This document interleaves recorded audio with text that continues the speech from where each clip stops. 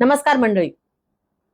2024च्या लोकसभेच्या निवडणुकीमध्ये वंचित बहुजन आघाडी ही महाविकास आघाडीसोबत का जात नाही, किंबहुना इंडिया अलायन्स मध्ये का येत नाही, असा प्रश्न वारंवार उपस्थित केला गेला.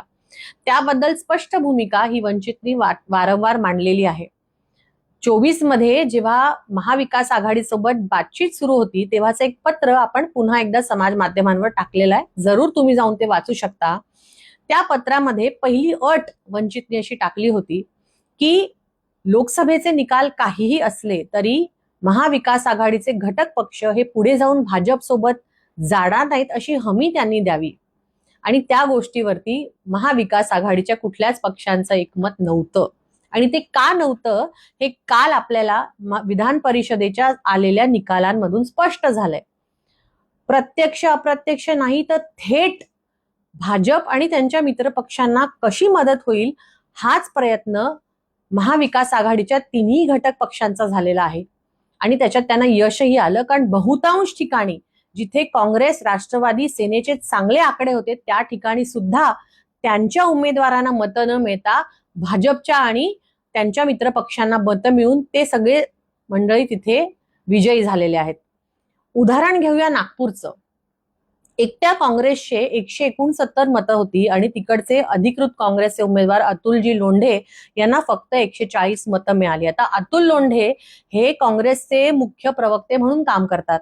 अतुलजी रोज टीव्हीच्या माध्यमातून येऊन भाजपच्या विरोधात बोलतात, त्यांना अंगावर घेतात, शिंगावर घेतात असं म्हणतात आणि काँग्रेसचे लोक त्यांनाच मतदान करायला कुठेतरी मागे पडतात.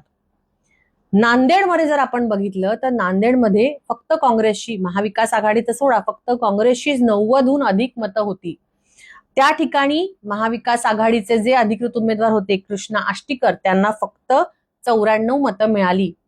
आणि भाजपचे उमेदवार हे 339 मतांनी जिंकून आले. म्हणजे इतका प्रचंड क्रॉस वोटिंग हे नांदेडमध्ये मवियाच्या सगळ्याच लोकांनी केलेलं आहे. पुढे अमरावतीमध्ये तर वेगळाच किस्सा होता. अमरावतीमध्ये काँग्रेसचे जे अधिकृत उमेदवार होते त्यांनी आधीच बॅकफुटवर गेल्यामुळे वंचित बहुजन आघाडीने तिथे अपील केली होती की निलेश विश्वकर्मा सारख्या एका चांगल्या होतकरू युवकाला काँग्रेसने तिथे मदत करावी, पण तिथेही तसं काहीही झालं नाही.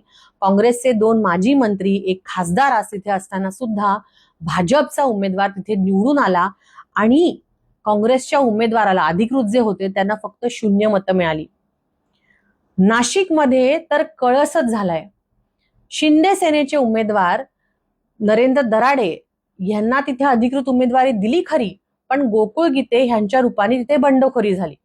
आता बंडखोरांनी माघार घेतली, आपल्यासोबत आले, हे सगळं झाल्यानंतर देखील काल नरेंद्र दराडे यांचा पराभव झाला. ते स्वतः माध्यमांसमोर येऊन म्हणाले की मला सगळ्यांनी धोका दिला. हो, तुमच्या मित्र पक्षाने दिलाच, पण संजय राऊत यांनी अधिकृतपणे सांगितलेलं आहे की गोकुळ गीते, आता गोकुळ गीते कोण होते?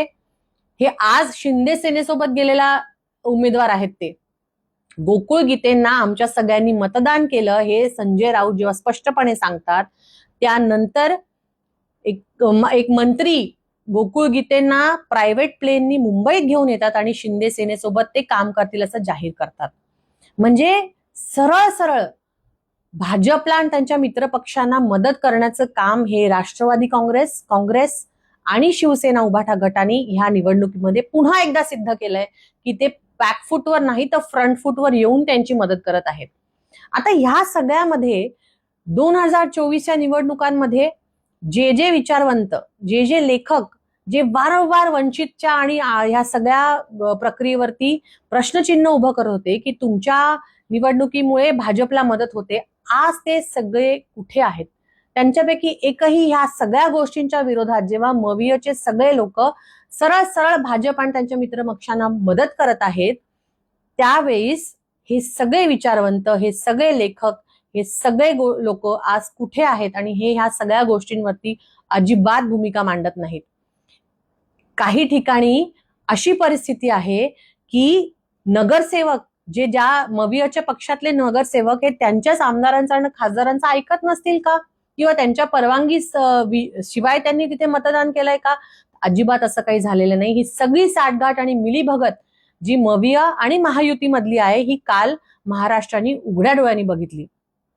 हास्य जत्रा नावाचा कार्यक्रम आहे जो आपल्याला आनंदाचे क्षण आपल्या आयुष्यात देऊन जातो, पण ह्या महाराष्ट्राच्या राजकारणाची एक हास्य जत्रा बनवण्याचं काम जे महायुती आणि महाविकास आघाडी करत आहे त्याला आता जनतेने सरळ सरळ प्रश्न विचारण्याची गरज आहे.